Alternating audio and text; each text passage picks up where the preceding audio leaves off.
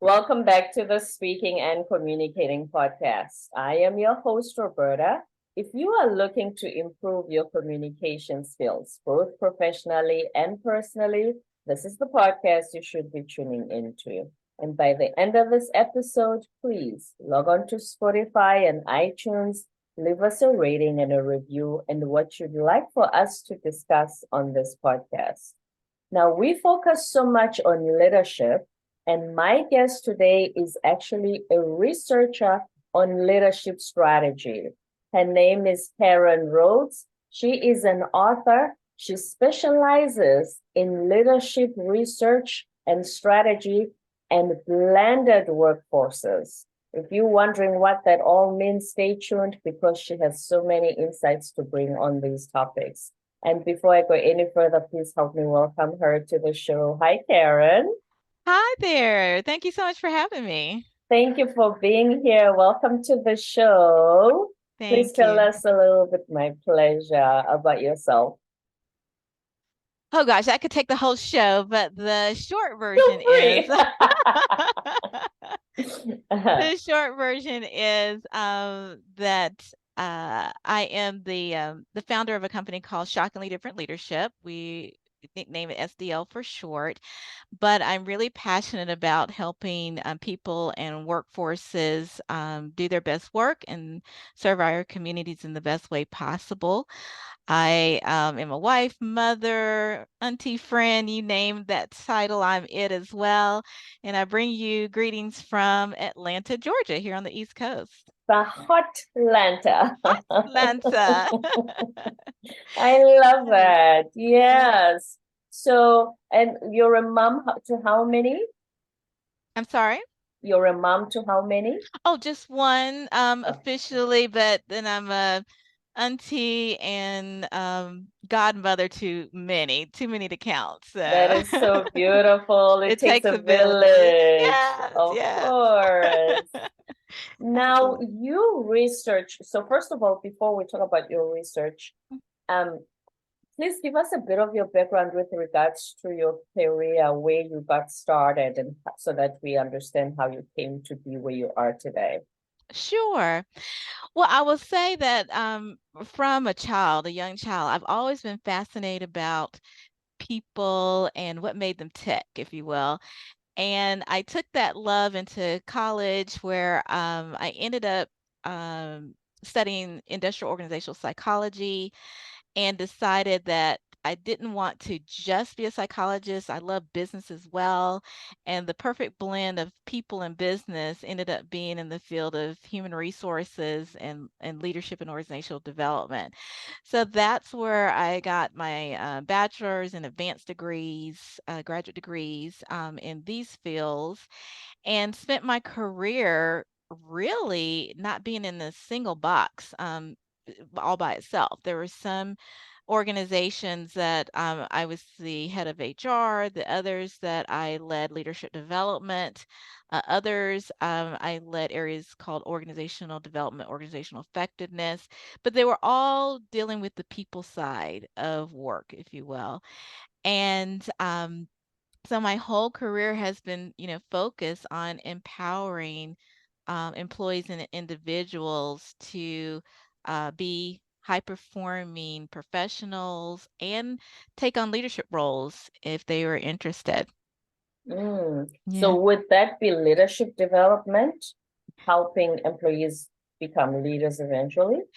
Um, Heavily in leadership development. Some is just pure talent development and just effectiveness, because not everyone, although I say everyone has the capability to be a leader, even if you don't have an official leadership title per se, but then some, individuals and have a passion just to be the best at what they are in their role and profession without being like a people leader per se. And Mm-hmm. so, making sure that they also had the support that they needed has always been important to me as well.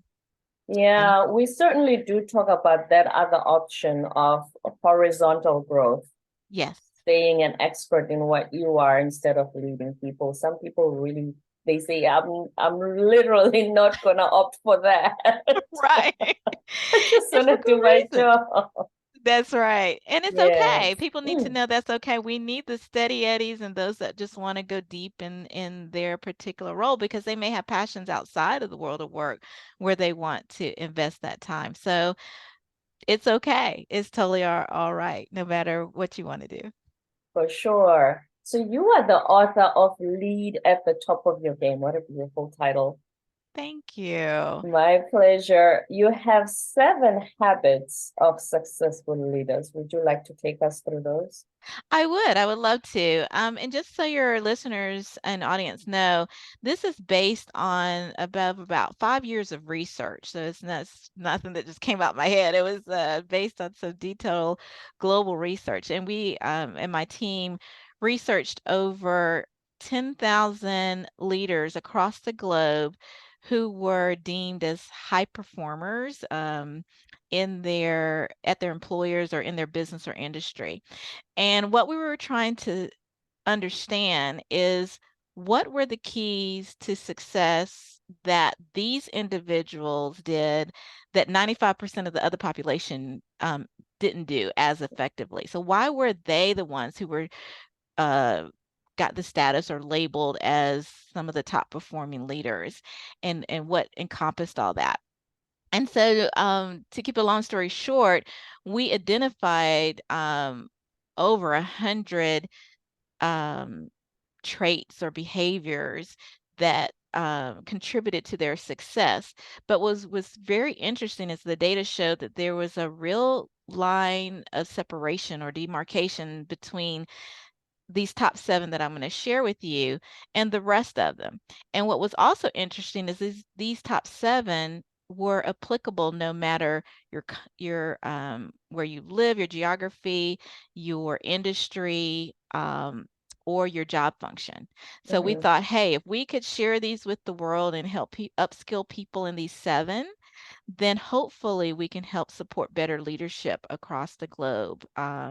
And so I'd love to share the 7 with you if that's okay. Please do, yes. Okay. So and I'll share them really, really quick. So the first one is people who led with what we call intellectual horsepower. Um, were very successful. And intellectual horsepower is all about your ability to take your areas of expertise and knowledge and to what we call peek around corners and spot trends that others miss. So if you're able to use your area of expertise to see things that others don't see and bring them to the table for your team or your organization, that was considered very value added. The second one was leading with courageous agility. And courageous agility is all about having the courage and the fortitude to move forward and do what you think is right, even if the future is unclear. So stepping your Mm, toe in the water and making sure that you're making forward progress based on what you think is right, even if everything is not spelled out or you don't know what's going to be the end result. That was very important as well. The right. third one is leading with what we call stakeholder savvy. Stakeholder savvy is kind of sister to emotional intelligence. It's all about um, understanding and work with those you're working with or talking to or collaborating with, and adjusting your behavior based on the situation. So maybe there's one situation you're in a social setting with colleagues, friends, clients, vendors, and there's a way you approach things. And then there might be a time when you're negotiating a super important deal and you have to be focused and really build your influence skills to help bring them along for the journey. So switching based on the situation you're in, but still being able to influence others is Mm-hmm. stakeholder savvy. Right. The fourth one is leading with a drive for results. And that's just what it says. It's being very tenacious about achieving your end goal, even if you have to pivot along the way. So, making sure that you ultimately achieve your goals. The fifth one is leading with executive presence. And the way we define executive presence is it's all about having very clear and convincing perspectives and presentations in order to influence others. So Mhm. having that grit, if you will, to really have the confidence to share your thoughts in a way that resonates with your audience and is able to influence them is very, very important. And the sixth one is leading with strategic decision making. That is what it is. It's about either making good decisions yourself or leading a good decision making process with others. And then the last one is leading with what we call intrapreneurship. Intrapreneurship is all about being able to improve upon products, services, or processes, no matter what environment you're in. So if you're able to lead at with these in any leadership initiative that you do and Mhm. communicate them effectively, then your chances dramatically increase for you to be able to lead at the top of your game. Excellent. So the seven. Let Yes, me pick on number two, courageous agility. yes, that's a popular one. This is super new. Um, there's this conundrum or this catch-22 for leaders of one moment I have to accomplish all of these. I have these deadlines. We have to finish this project. But at the same time, do I have time to then think of the nuances, or let's just get things done? So your question is what now? I'm sorry. So is it challenging for them, for leaders to be, Uh-huh. to be agile, to go with the flow, while Yeah, at the same time having these stringent deadlines and tasks that have to be accomplished by them and their teams? it is. It's something that everyone struggles with. There's not a leader that I've met, and I've met a lot, as you can tell with all the research, Yeah. that does not struggle with that. What we try to coach them to do is to balance it in the best way that they can, because being a leader, you're going to have to deal with those deadlines. There are some drop dead deadlines that cannot be moved, while you're also going to have to be very agile based on new challenges or situations or new demands or asks that come your way. So you're absolutely correct that you know move having the courage to move forward even when there's so much flux or other requests out there for you is something that it takes time to have to manage. And I won't say not everybody does that well, and they'll Mm. admit to it. Some do better than others. Yeah, for sure. I think they need to, it's the self-awareness of, It okay, is. yes, this is how it's supposed to be sometimes. And now the third one, stakeholder savvy. This is Yes. going to be interesting because when I came to America at the beginning of the pandemic, and when it comes to the Black community, there's this terminology which is code switching.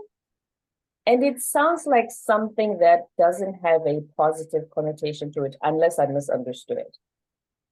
Code Code switching. switching, Is that it, having it, to emanate others, the majority? Is that what that means? having to be a different person in different situations. Oh I'm a yeah. different person at work versus when I'm with my people, so to speak. Yes. And Yes. I used to ask my friends that say, is that wrong though? Because it sounds to me when you describe stakeholder service is Yes. you are not the same Karen every single situation, every single time in different social circles. That's just not possible. No, it's not. Why is that seen here as, I don't know, it's seen as it's not a positive thing, or you're trying to be something you're not, but you should be in different situations. I'm not this person at work.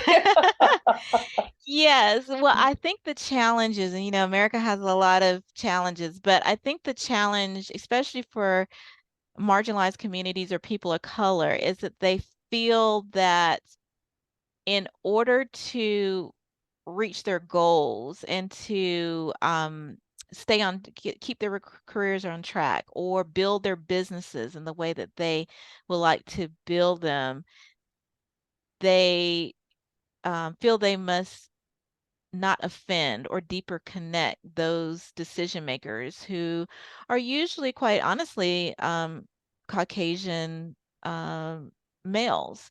And so adapting in a way that is not mm, putting them off or for those that they need their buy-in in order to succeed is Mm, something that a lot of people struggle with. And I do agree. You should be able to have your different personalities at home and friends, and when you volunteer, it might sure. be different than when you are Mm, at work. But I think a point is made in the US community around if you really want to accelerate your success, you'll need to make sure you're not rocking the boat of others that may be uncomfortable because they look different than you or think different than you. And mm, I think it's more of an American specific thing because as I shared with you before, I consider myself a citizen of the world. I've traveled quite extensively, and I've not felt that in other countries to the extent I've felt it in the US. I will say, we recognize differences globally, but the emphasis is a lot different here in the mm. States. Like I said, I'm asking as well, and not to say that my opinion on it is the right one, but No, I was no, just when you no. describe stakeholder service, it Yeah. sounded to me like there were some commonalities with what's been described It to is me a as little. code switching. It's under the same Right. umbrella, but I Mm, think even globally, there's a way to be savvy enough to approach others so that it's almost like an olive leaf. And I'll give you a quick example.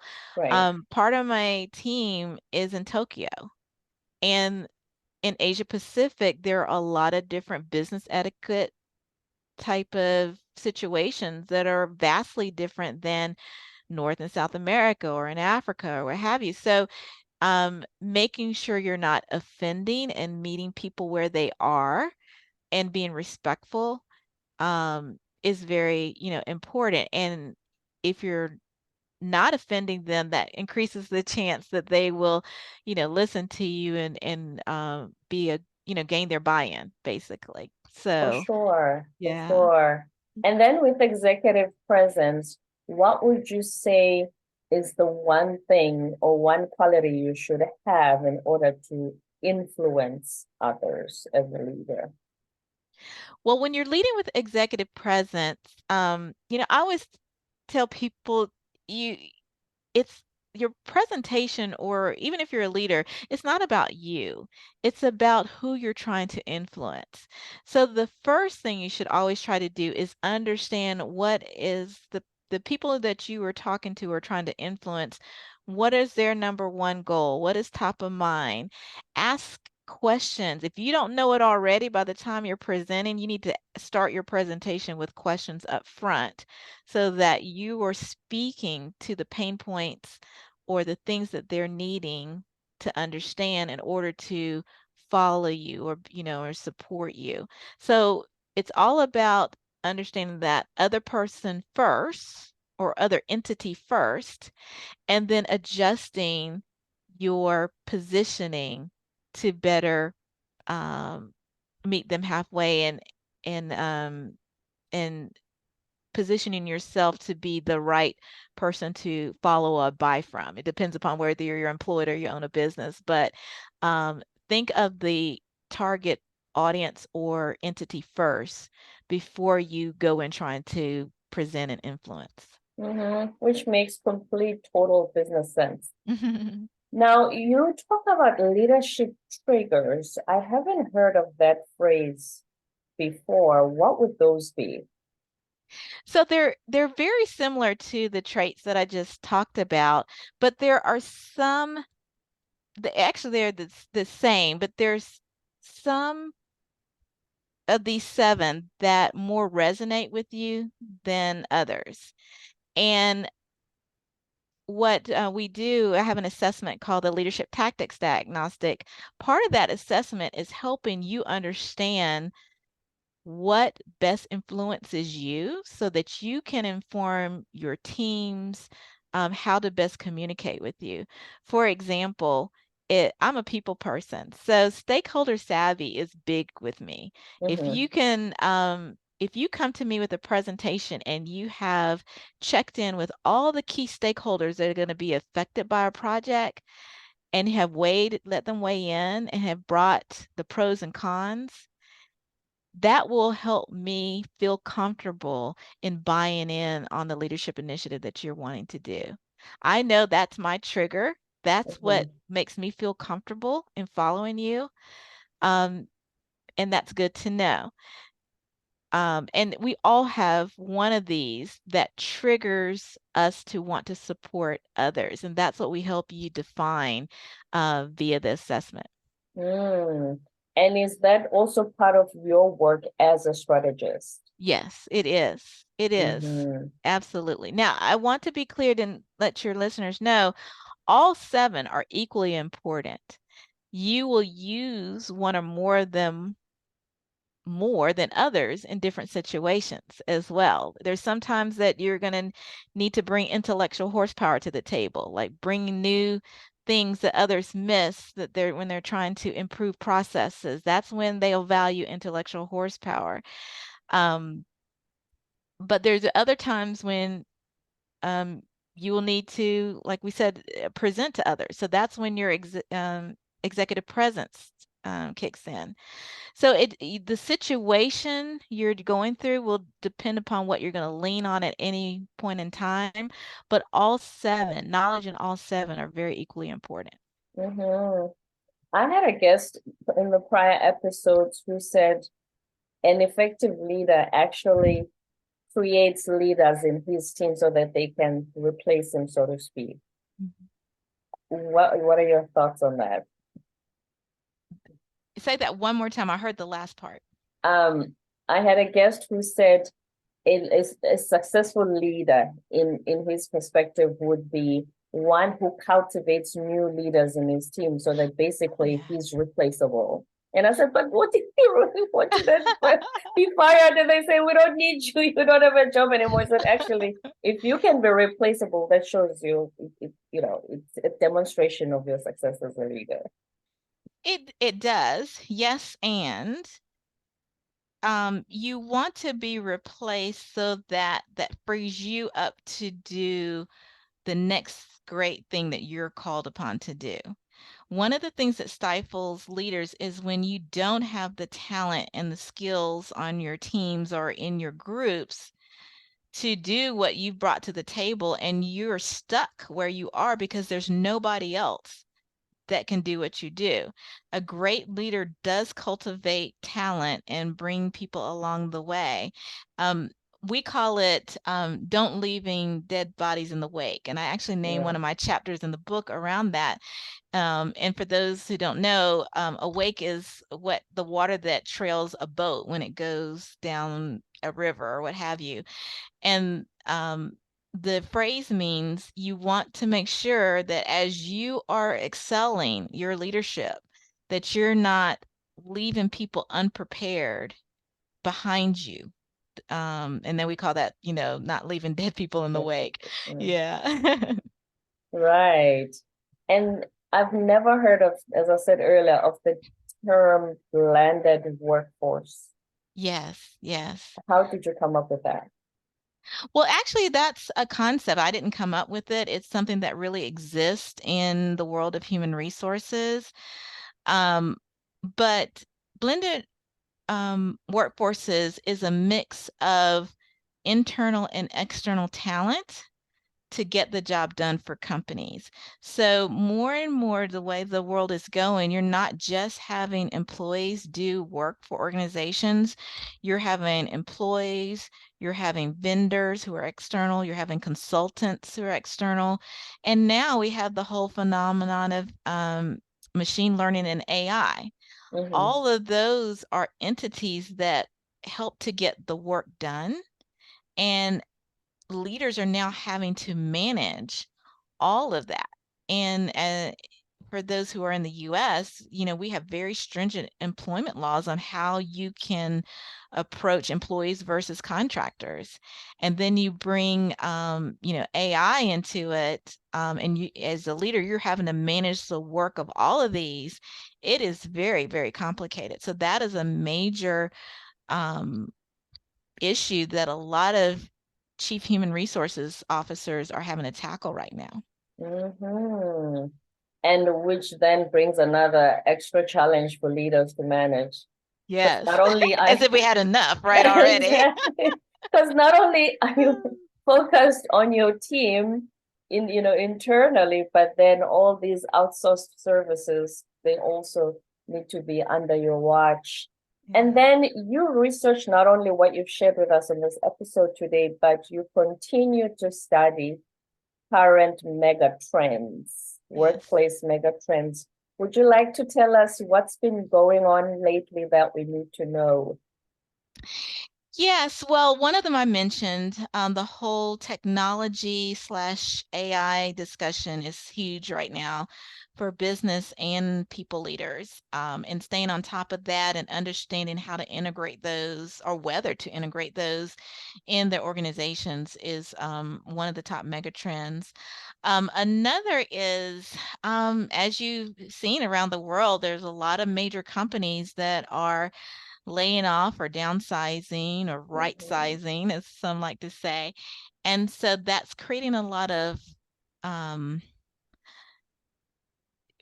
don't say friction, but anxiety, I guess, in the market around talent. The war for talent is still on.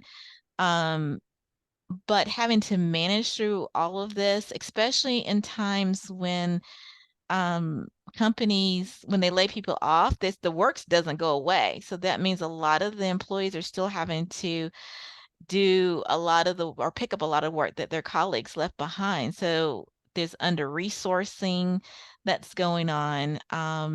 And employee morale is taking a hit. So that's another thing that's top of mind right now. And then the third thing I'd love to mention is just the whole geopolitical dynamics. It used to kind of be in the world of work. We avoided topics like politics and religion and things that are going on around the world in the Mhm. workplace. But now it is being more and more infused into the workplace and having to navigate all of those things in different perspectives is quite challenging for leaders and HR staff. Definitely things that we need to continue to watch out for. Hmm. Is there one thing that you thought I should have asked you today that you were hoping to share with our listeners? Uh, You've done a great job. You're a great questioner. Oh, I you're need so kind. Thank you, Karen. to. But I will just say one thing. I know the world can be challenging right now, but I want to encourage your listeners to take an active part in leading at the top of your game. Um, you are the guide for your destiny. And one of my mentors told me, and it's always stuck with me, is that you've got to be at the table to play at the game, meaning you have to want to be there, make change in order to kind of lead um, your colleagues and stakeholders in the direction that you want them to go into. So take a chance. Don't be shy. You bring just as much to the table that everybody else does, and we need the gifts that you can bring to the world. So be courageous. Be courageous indeed. The words of wisdom from Karen Rhodes, the leadership strategist, author, and researcher, author of Lead at the Top of Your Game, best-selling book that you can get hold of at Amazon and on your website. Yes, Amazon and on my website. And we also have a podcast called Lead at the Top of Your Game, the podcast. And Mhm. so if people want additional insights, we invite them to listen in as well. We can be the sister Excellent. podcast to you. Please, yes, excellent. Lead at the Top of Your Game podcast on Yeah. iTunes and Spotify and many other streaming sites. And before we go, so please give us your website. Yes, our website is shockinglydifferent.com. Shockinglydifferent.com. Beautiful company name. Thank you. Thank you. ShockinglyDifferent.com, CEO and founder Karen Rhodes. Thank you so much for being on our show. I've had a great time today. Me too. Thank you so much for having me. I appreciate it. My pleasure. Don't forget to subscribe, leave a rating and a review on iTunes and Spotify, and stay tuned for more episodes to come.